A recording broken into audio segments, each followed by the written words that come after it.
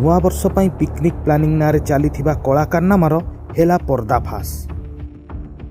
Picnic नारे चांदा आदाय करी 650 टंकार बड़ घोटाला करिथिबा रंजन चाखणा ओरफ लकी हेले गिरफ। चढ़ाऊ समय आसामीर घरू जबत है पूरा 636 टंका। आ भुवनेश्वर में नुआ ही किणा होइतिबा 232 टंकार आलिशान बंगलार कागजपत्र एवं दुबई रे 149 टंकार भिलार समस्त कागजपत्र। खबर मुताबक निज गाँवर पिला तथा सांग मानंकु पिकनिक मिछ प्रलोभन देखाई आदाय करुथिला चांदा। सांग मानंको भरोसा सह खेली आदाय करिथिबा चांदारे रंजन चाखणा ओरफ लकी करिबाकु जाउथिला एक बड़ प्रॉपर्टीर डील।